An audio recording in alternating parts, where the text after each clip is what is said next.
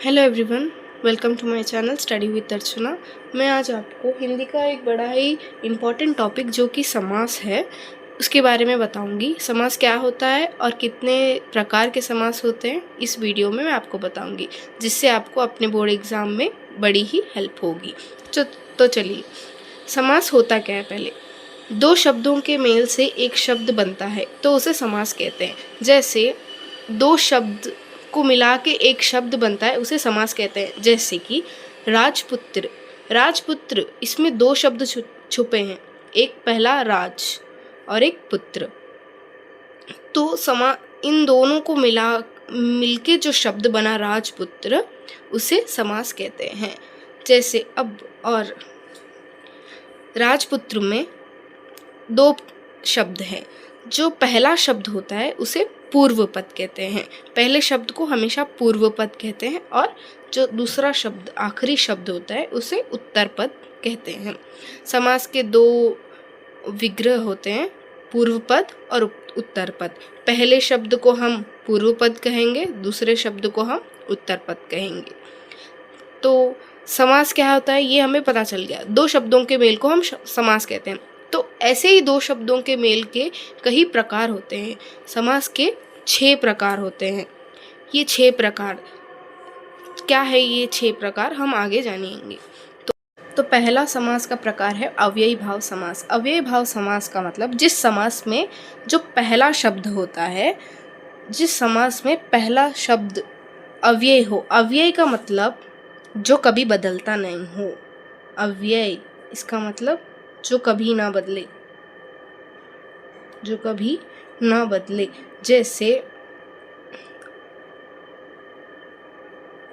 जैसे कि अब हमारे पास है प्रतिदिन, प्रतिदिन। इसमें पूर्व पद है प्रति और उत्तर पद है दिन। तो ये जो पूर्व पद मतलब जो पहला पद है अव्ययी भाव समास में, ये पहला पद प्रति। अब प्रति आप कौन से भी वाक्य में प्रयोग करें। जैसे कि वो लड़की प्रतिदिन स्कूल जाती है, और वही दूसरे वाक्य में वह लड़का प्रतिदिन गेम खेलता है।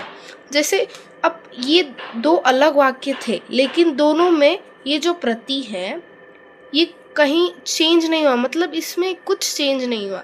तो जो पहला पद है वो अगर हम कहीं पे भी लगाए तो वो चेंज नहीं होगा। ऐसे शब्दों को हम अव्ययी भाव समास के अंदर कहते हैं। अव्ययी भाव समास जैसे प्रतिदिन, यथा और शक्ति। यथाशक्ति, प्रतिदिन, आजन्म। जैसे अब इस यथाशक्ति में यथा पूर्व पद है, तो यथा भी हम कहीं किसी भी शब्द में लगाएंगे, यथा कभी बदलेगा नहीं। यथा, प्रति, यथा, आजन्म, आजन्म में आप पूर्व पद है, तो इसमें आ भी हम कई वाक्यों के ऊपर लगाते हैं। जैसे विलोम शब्द में हम कई बार एक विलोम को दर्शाता है। तो जैसे ये जो पूर्व पद है आ, प्रति, यथा, ये सब अव्ययी भाव समास में आते हैं।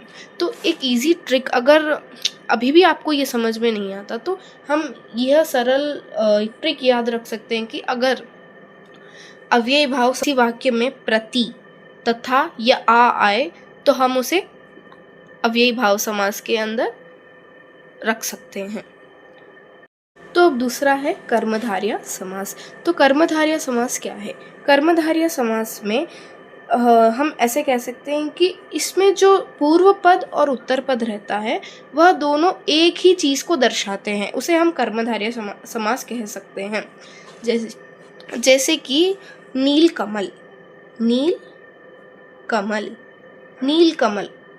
इसमें पूर्व पद क्या है? नील, और उत्तर पद कमल। सो नील कमल, नील कमल का मतलब हम कैसे सोच सकते हैं? जिसका कमल एक कमल है वो नीला है, नीला है कमल, नीला है कमल। तो ये जो नील कमल है इसे हम कर्मधारय समास के अंडर रखेंगे। जैसे नील कमल और महापुरुष पुरुष है, कैसा है वो, महापुरुष है। तो महापुरुष, इसमें पूर्व पद महा और उत्तर पद पुरुष है। नीलकमल भी एक ही वस्तु को दर्शाता है, कमल के बारे में बता रहा है, वो कैसा कमल है, नीला कमल है। महापुरुष पुरुष है, कैसा है, महान पुरुष है, इसीलिए उसको महापुरुष है। तो कर्मधारया में हम इतना याद रखना है कि ये दोनों शब्द एक ही वस्तु को दर्शाते हैं, उसे हम कर्मधारय समास कहते हैं। अव्ययी भाव समास हो गया, कर्मधारय समास हो गया। चलो नेक्स्ट तत्पुरुष समास। नेक्स्ट तत्पुरुष समास में जनरली हम ऐसे कहते हैं कि इसमें जो दूसरा पद मतलब जो उत्तर पद होता है उसका वो मेन होता है। उसमें जो उत्तर पद है, जो पहला पूर्व पद उत्तर पद को दर्शाता है। जैसे अब तत्पुरुष में मैं एक एग्जांपल दूंगी, जैसे कि यही ले राजपुत्र तत्पुरुष समास के अंदर ही आता है। जैसे राज और पुत्र, ये पुत्र है, मतलब ये जो दूसरा पद है वही मेन है। इसमें जो पुत्र है वो किसका पुत्र है, राजा का पुत्र, इसलिए उसको राजपुत्र कहा गया है। तो इसमें उत्तर पद विशेष है, उत्तर पद मेन पद है, इसीलिए इसको हम विग्रह कैसे करेंगे, विग्रह करें तो इसमें क्या आएगा, राजपुत्र मतलब राजा का पुत्र। इसमें का हम अगर एक इजी ट्रिक है तत्पुरुष में, अगर आपको ये समझ नहीं आई उत्तर पद क्या है पूर्व पद क्या है, इसे कैसे याद रखें, कन्फ्यूजन होगा, तो सिंपल आप यही याद रखो, जिसके विग्रह के अंदर विग्रह के बीच में का, की, के, से, को, में यह शब्द आए। जैसे राजपुत्र, राजा का पुत्र, तो इसमें हम विग्रह करते ही हमें इतना सेंटेंस फॉर्मेशन तो आता है कि हम बोल सकें। तो राजा का पुत्र का आया इसमें, तो यह तत्पुरुष के अंडर आएगा।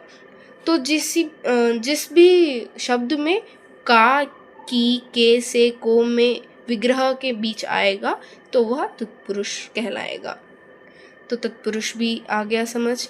अब द्वंद्व समास क्या है, दोनों शब्द समान महत्व रखते हैं।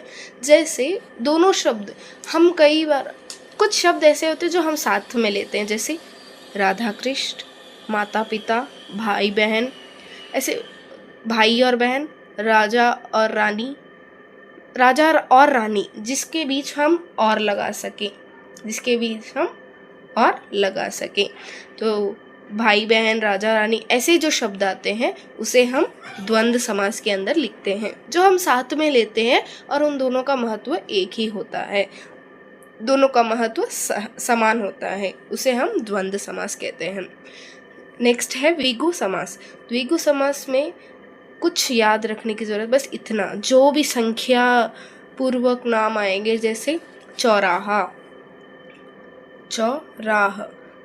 मतलब 4 रास्ते, चौराहा, सप्ताह मतलब वीक को हम सप्ताह कहते हैं, मतलब 7 दिन।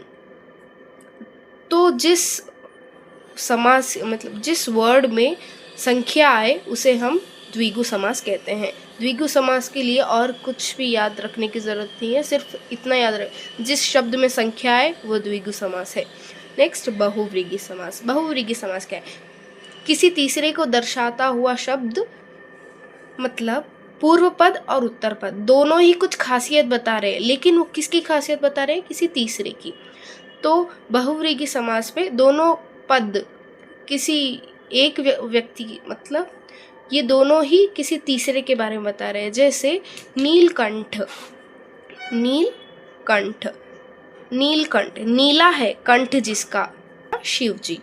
ज्यादातर इसमें हम भगवान की नाम को दर्शाते हैं, जैसे नीलकंठ और पीतांबर, कमल नयन, यह सब, मतलब कमल नयन उसके कमल के जैसे सुंदर और सॉफ्ट, वो हम किसी तीसरे व्यक्ति के बारे में बता रहे हैं, तो उसको बहुव्रीहि समास के अंदर ही हम लिखेंगे। बहुव्रीहि समास किसी तीसरे व्यक्ति के विशेषण, मतलब विशेष चीज़ों के बारे में बताता है कि वो कैसा है, उसका रूप कैसा है, उसका रंग कैसा है और क्या। तो आज के लिए इतना ही। अगर आपको यह समझ आया और अगर यदि कोई भी डाउट है तो आप प्लीज़ मुझे कमेंट्स करके बताइए। और प्लीज़ कमेंट्स में ये भी बताइएगा कि नेक्स्ट आपको किस टॉपिक के बारे में चाहिए एक्सप्लेनेशन।